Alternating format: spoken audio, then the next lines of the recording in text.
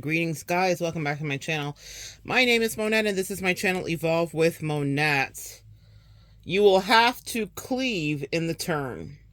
For those of you that are new here, I am a professional intuitive empath, and I was up doing my morning studies and getting ready for my day. I have a big day with clients today. I'm so excited, and I get to chat with you guys from all over the world today. I have some days it's interesting how it comes in, and today is the international dish. So I have clients from Canada to Peru today, and I'm super excited about that. But I get ready on days like this. It's like my little Super Bowl when I have days where it spans and I'm going to be working all day. But I wanted to get prepared, as I do, but there is a word that I have for you. So this is not about my clients, but it is about you. I want you to understand that in relationships, you will have to cleave to each other in a turn. And I heard this taught as I was studying and meditating this morning, and it was by T.D. Jakes. He was doing a sermon with his wife on various things, but there was such a beautiful point that he brought up, and I wanted to expound on it. And he said that there was someone in the congregation, and he said he's a professional motorcycle rider, and he said, if we were to ride bikes together, if I were to ever get on a bike with this guy, you guys would suspect things of us, because the way that I would cling on to him in the turn would be like for dear life. I would squeeze him until he was red. Pardon me, guys. So he said I would squeeze him until he was red. And he was making this beautiful connection and metaphor to the things that we need to do or that we're called to do in relationship. And I thought this was brilliant. The thing about any relationship, long-term relationship or marriage that you get in, and this is not barring abuse, intense cheating, narcissistic abuse, these are any violations of that nature of your body and yourself or personhood, that's out the door. So I'm not asking you guys to stay and sign up for torture, but for those of us that have heard about these marriages that last 50 years, you know, none of us are happy every day in our relationship, and we make rules to get through whatever we may need or aren't getting in our relationship. I know I certainly have and do, in order to function. But what he talks about regarding long-term relationships, and so even if this is not a marriage, let's say it's a long-term, for me, like a bestie-ship or some of the soulmates that come in and out of my life, I understand this principle of cleaving when it's a tough ride. Because if you think about being on the back of the motorcycle, you may be lightly holding on, and I've ridden motorcycles and mopeds and stuff like that, you may be lightly holding on as you're going straight, but when those G-forces hit and you take a left or a right turn, your intensity really heightens, and you hold on tighter and you lean in or against the turn depending on what kind of rider you are. And we are not all professional riders, and especially when life comes calling. You know, in the tarot community, what you would call as a tower moment.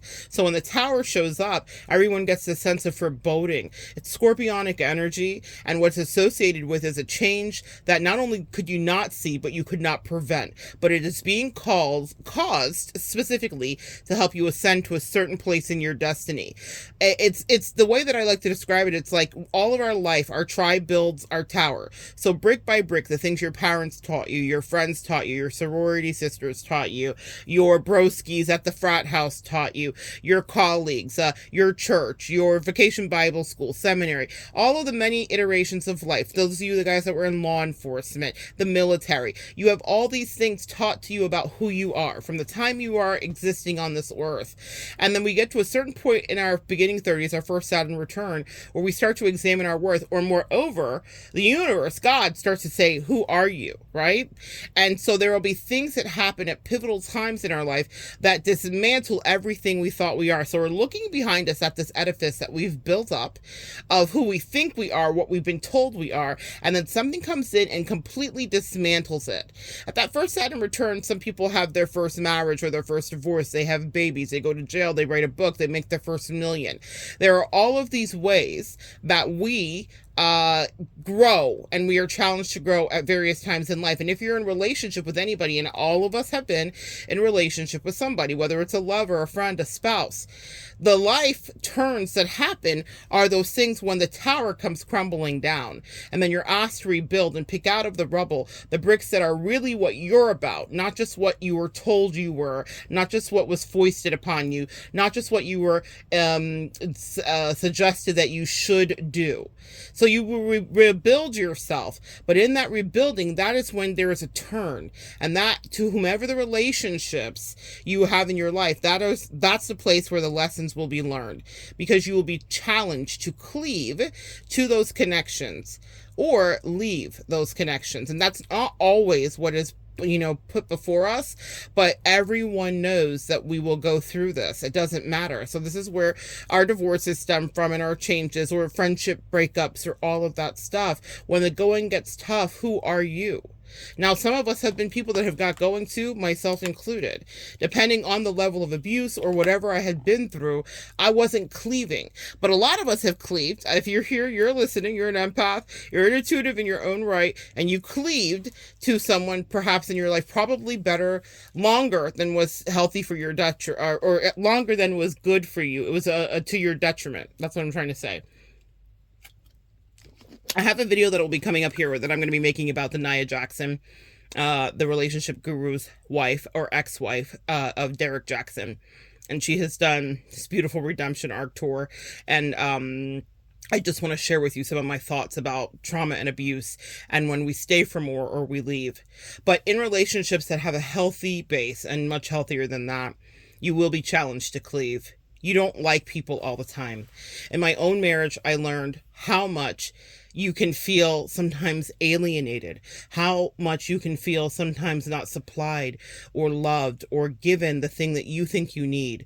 My husband and I have completely different love languages, and I have learned to understand how he's trying to love me, but it doesn't mean that it fulfills every one of my needs. And he has learned how I have tried to love him, but it doesn't mean that it fulfills every one of his needs.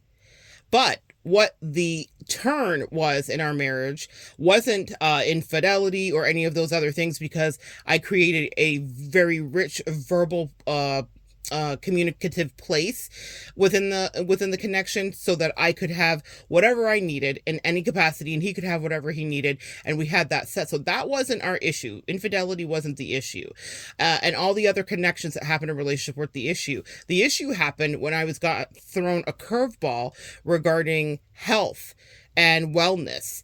And my husband's 8 years older than me. And so I very much thought that I would be in the caretaker position.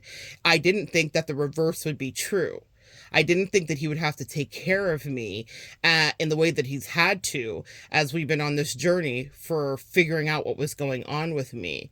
Medical mysteries will definitely cause a turn in the relationship that will cause you to cleave. In the beginning of me starting to get sick, I didn't understand how deep it would go or how long I would be in the trenches. But I said to him, "You can go now." I remember spending an intense time in the hospital, and I was bleeding out, and they had to go in and actually cauterize the wound inside of my intestines. And I was a mess. I needed blood transfusions. I was in the hospital for a couple weeks. This is years ago, over 10 years ago. And this was the beginning of me getting to the place where I've now been officially diagnosed with the disease that I am now living with, and I will figure out, but we're figuring it out. But here's the thing. I was like, you didn't sign up for this. We weren't even married then. You didn't sign up for this. We were just dating. But he was at the hospital, and he came over and brought clothes, and he sat while my aunts and my cousins came in and prayed. And he's from a completely different culture, and I'd never seen anything like that. And I was like, this is the time to run away. I was like, I don't know what's going to happen to me, but you don't have to stay. Again, years later, when it started to flare back up and get more intense, I was like, you don't have to be here. And he was like, this is what I signed up for. My husband, who I would never tell any lie to you guys that he is romantic. He is not. There is not a romantic bone in his body. In fact, his ethos on relationships is, we got what we got. And I used to think that that was just the most unromantic thing. It became a running joke between us. I thought, who the hell wants to hear that? But we always talk about what we signed up for. I am a bisexual woman. I am an eccentric, artistic, creative woman. I communicate with people all over the world, as I just began saying. And my husband is very much a plain Jane, and which is what I created, asked for, and manifested. I wanted a place to come home to. I wanted something where I could feel rested. And sometimes we have argued about what that feels like, because I have sometimes wanted to take flight. But in the moments when we've had to turn left or right, or life came at us and turned me left or right, he said, I'm going to cleave, and I'm cleaving tight. I didn't understand the value of that, because I didn't think we would have been tested the way that we have been. And it didn't come from outside forces, because the way that I communicate, I would never allow that in. I would never allow that to be, quote unquote, our story. That doesn't mean that it couldn't be, but what it means, because, there before the grace of God go any of us, right? So I am not above or beneath anything. But our test came, or this test at least thus far came medically for me. He is perfectly healthy. So medically for me, and there may be a time in his life, God forbid, that the other side of this I will see, where it is not me, it is him. But that's where you get tested. Do you stay in the trenches, or do you escape and find another place to run to? So when we had those tests, that was our test of cleaving, and he leaned in. I gave him several times, even up until recently, in the last year. I said, you don't have to be here. I don't even know what this is going to be. I don't know if I'm actually dying. I don't know what life I have left to see. I would joke with him, because of the work that I do, that I was going to send him exactly his next spicy thing that he wanted. Because I know my husband, we're very honest with each other about our levels of attraction, about the women that we're attracted to. So he knows my type, and I know his type too, right? But we were assigned to each other on a... I really believe assigned to be life partners to a degree. That was the assignment that he had with me. Everything is not about funds and feelies, yeah? It's about connection and reality. In your relationship, you will be tested, and you will be asked, do you want to leave or cleave? And the Bible talks about it. When a man is a man, when he grows up, he puts away childish things, and he becomes a man, and he cleaves to his wife, his family. And people make much ado about that. But what they don't say is the quiet part, which is the trials will come. Whether it is infidelity, whether it is financial, whether it is medical. That was the way our trial came. And you will have to ask, did I say those vows in vain? We got what we got. It used to be an insult to me, because I would ask him sometimes in the infancy of the relationship, are you happy? Is this ideally you? And to a degree, yes, sure. But he, being a Capricorn, looks at things from a more utilitarian place and from a more practical manner. And he was like, if you know a Capricorn, they commit. They commit to working. They have a fantastic work ethic, and my husband does. He does have that. So he puts in the hard work. Worked harder than some of the nurses that were on my case and the home health care that they sent my way. I was impressed and dismayed, because I wanted a certain level of privacy. Yes, I was that, we shut the bathroom doors, we're not savages. I didn't want him to see every single part of me, even though he'd seen all the parts of me. But in that medical turn, that was not something I thought was coming in my destiny. My husband had to actually be the person I cleaved to, because I was rendered completely, at some points, helpless. And it was just him and me. What in your life can you relate that to? Now, take it out of the romantic. And again, not much romance there. Very much care, though. Very much care, which God knows I needed. But what are you needing? And what have you cleaved to in your life? Let's say in a friendship dynamic, something goes awry. Maybe your friend gets a divorce, or maybe they're going through a hard time at their job. Maybe you're leveling up and something wonderful is happening for you, or vice versa. The reverse is true. Do you guys stick and stay and talk it out and figure out a way to exist? Do you guys persist in the relationship? Do you cleave to the friendship? Or is it easily dismissed? Now, a lot of us have the stories to tell about how easy it was to be dismissed by someone who wasn't treating us well. When we as empaths, y'all know we are ride or die. We would never do that, right? But I really assess that ride or die, because now that I've done a lot of therapy and addressed my codependency and my people pleasing, there is a degree where you have to be leaving. You don't always have to ride or die. But if a friendship, a relationship, a partnership, whatever you have is worth it, you will put the work in and you will work it. But that's when you're really tested. When you both don't agree, when you're a little flustered, when there's a little bit of granularity. That's one of the words that came up recently after a biopsy I had. There's some granularity. There's some intense inflammation. Things are not smooth. If there's granularity in your situation, whatever your relationship dynamic is, platonic or otherwise, but it's a long-term relationship you've invested into and you've loved the person and you both have emotionally committed to one another, then you will be asked, will you cleave when it doesn't feel so good, when feelings might be hurt, even if it's something that was unforeseen? Because we never plan for things to go awry when we're living the dream, when endorphins are running high, when we're highly sexually attracted or highly infatuated when it's a new friend. We all know what a Women Crush Wednesday is, right? We all know what it is to love a friend and just be like, this is the best person that's ever existed. What happens if that begins to fracture? And it's maybe not even between you two. It could be outside circumstances that are challenging you, but they're testing the friendship to say, what will you do? Well, my promise is tried and true. I stand beside those who stand beside me, especially if there's not extreme levels of abuse. There is integrity in my word to the people that I love. If I let you into my life, chances are I'm going to love you and I will take care of you and I will protect you, but not above being abused. There are exceptions, yes? Regarding the cleaving, what would you do? What has been done to you? Just a little something, a little food for thought I wanted to throw out for you today. Again, the exceptions are abusive situations and narcissistic dynamics, of which many of us have experienced. But if it's a healthy relationship, then it's worth salvaging. Or if it's a healthy friendship, then it's worth salvaging. And it means that you have to hold on tighter in the turn, whether the turn is coming from the outside forces or it's coming from within. This turn came from within. It came from within my body, turning against me. And my husband is, like I said, still active and healthy. So did I want him to have to commit? And he said, but that's what we did.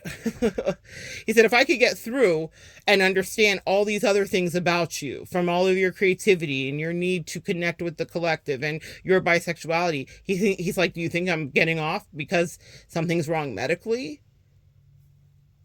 It kind of took my breath away. He taught me, I came in pretty haughty, being good at relationships. It's kind of the thing I do. Love and relationships is my specialty, regarding the people that I counsel too. So I came in thinking, well, what on earth is he going to teach me? He'll teach me about animals. He's a Dr. Dolittle of sorts for sure. He'll teach me about other things. But what he taught me about was a work ethic and what commitment brings. And he taught me that we don't abandon ship. Because I was telling him abandon ship. You see, he was not just trying to leave me. It was literally me saying, go, set yourself free. I don't know what this is going to be. I'll just deal with this myself, just me. And he said, there is no just you. He cleaved in the turn. And finally, we're getting through. There's light at the end of the tunnel, a diagnosis, but a way to live and move forward. For those of you going through changes in relationships, are you going to keep your word? Is the person that you committed energy to keeping their word to you? In my bestieship, these are moments that we've gone through where things have been ruffled and there has been granularity in small ways. But because we have a great level of communication, that was something that we could kind of get through, and we cleave to one another because we'd already looked at each other and said, I promise you that I'm here. I promise you I'll treat you fair. I'll promise you that I will communicate and never leave you in the rear. There were promises made, and in every relationship, whether you actually say these words, it's kind of my love language, so it's something I do with the people in my life.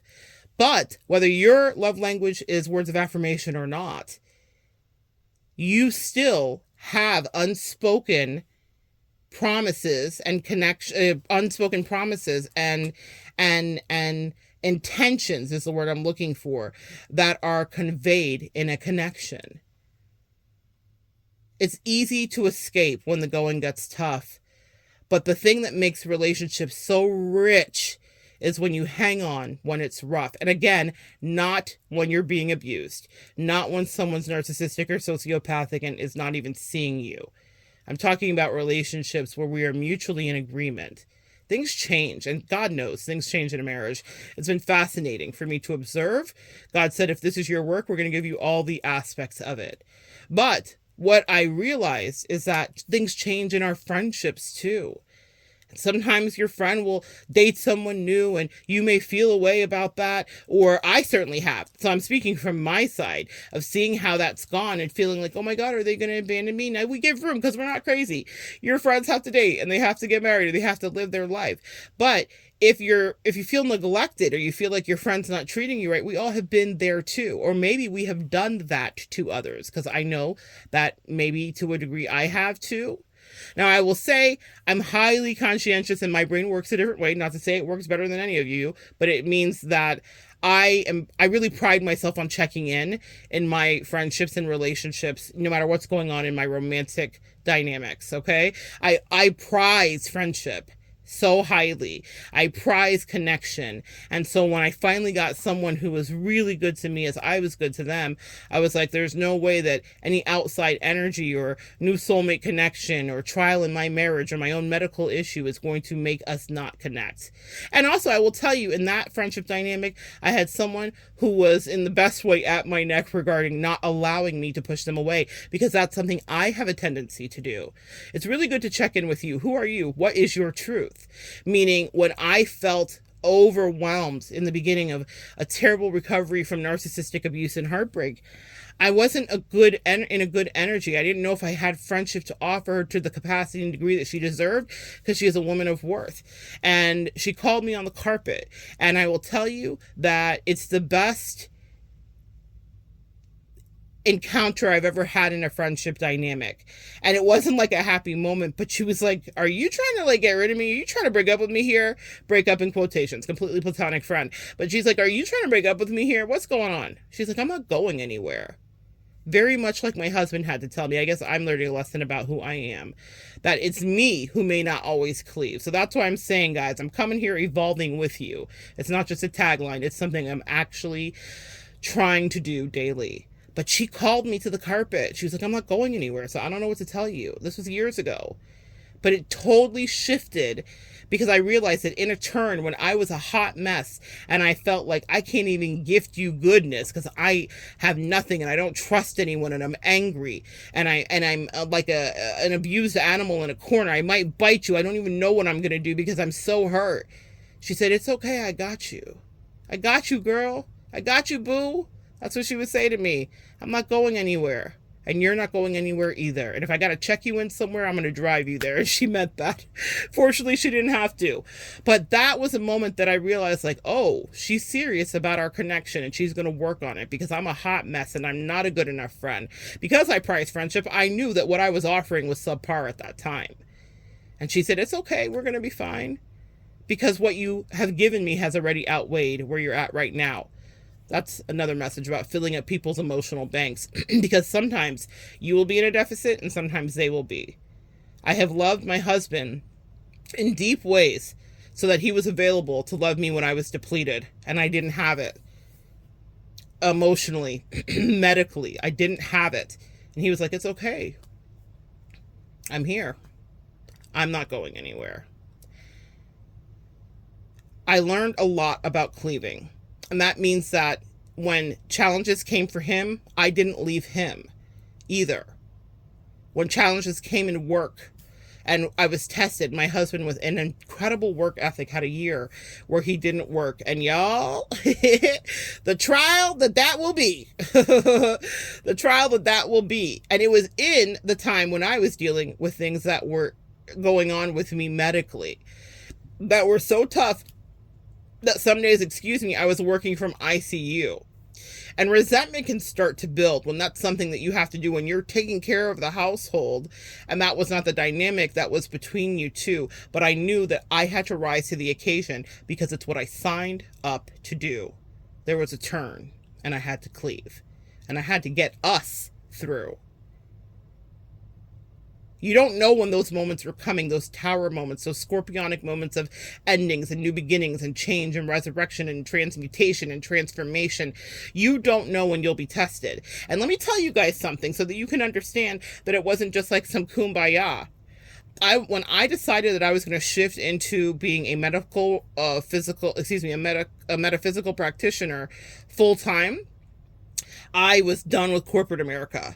And I put down this decree because my angels guided me. And I had a nest egg, thank God.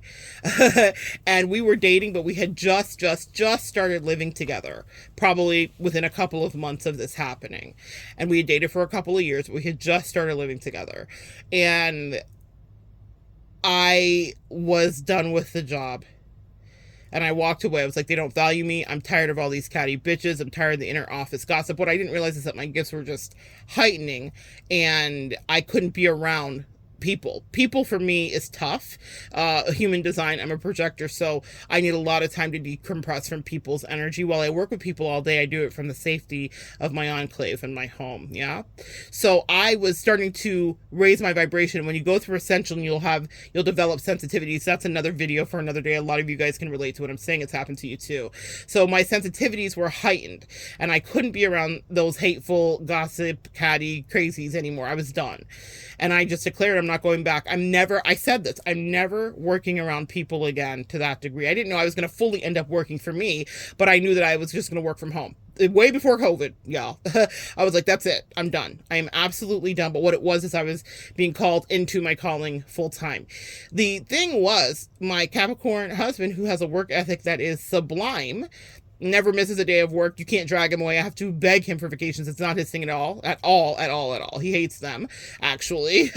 My Capricorn husband, who worked, but he wasn't my husband then, but we're just starting living together, just starting, splitting up bills and doing all the little things that you do when you get together with your boo. And I had that moment where I was like, the job is done. And then he's watching me for a year not work. So I paid every single one of my bills, my car payment. I didn't dip into anything. I didn't ask him to do anything for me because I'm very independent that way. But he was rather grumpy about it. And I told him at the beginning, I said, listen, I just moved back in. I can move back out. Okay. This is not that deep. I don't have that much stuff here yet. I can move back out. And he gave me the same line that I knew eventually that would lead him to being my husband. And he said, nope, it's okay. I got you. We're going to get through this. He said the right words, but girl, sir, listening, let me tell you, it was a challenge for him because for a Capricorn, that is their area of challenge. They like money coming in. They like people that work. It is what it is. So, and he quantifies worth against that. That's his thing. I always live much more in a magical space of creation and manifestation. So I knew I was going to be okay. Plus I knew I had a nest egg too. So it wasn't like I was destitute, but I was committed to not going back to emotional, corporate abuse. I was committed to that. So I committed and I watched him get more and more disenchanted. Come on, let's talk about the curve. Let's talk about the turn. Let's talk about cleaving. So, and how that comes full circle when I decided that I wasn't going to be leaving, but I was going to be staying and figuring it out later when it was my turn to carry him. Because see, in relationships, you will go back and forth in those tower moments and in those turns that come at you. It won't always be you. It won't always be him or her or them. Sometimes it will be on the other side, my friend, and you will have to ask what you will do. I will tell you this, and this is so transparent. He wasn't so nice to me. He got frustrated with me eventually, even though I was paying every single bill that I had on my own and didn't ask him for a dime. But he was a little snarky over time, and the resentment built. And you guys that have been in that position with any spouse or connection can relate to that. And I remember clocking his behavior because I said, I would never do this to you. I would have your back. And I told you I would go in the beginning. Plus, I'd be paying my bills. What are we even talking about? But he was entitled to his feelings. He was entitled to his frustration. Finally, I got a job a year later, and it looks like everything worked out, and I've just been growing since. But when it came his time to be on the other side of the fence, I kept my word. It was no throw in his face. That was the turn that I decided to make. I said, I will cleave. And it wasn't probably until the last 2 months of him being unemployed where some of my patience started to leave. Okay. But for primarily the year, I dealt with it. And I dealt with it from a sunken place. What did Rihanna say? We found love in a broken place. I dealt with it from being in the worst health I've ever been in my life, having multiple emergency surgeries, being in hospital extended stays, and still working from my hospital bed because someone had to pay the rent.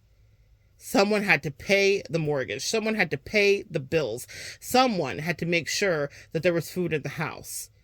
It was always a given that he would never be in that situation, and I would never know what the other side of that life was about until I did. And I did it in the trenches, y'all. I did it in the trenches, sis. It's no lie, I tell you. But I didn't hold it against him. I have a very different affect because I know that God was working in him and that he needed to grow and that he needed to get into a better place and he needed to get into a better job. And he was in his own place of manifestation as I had taught him.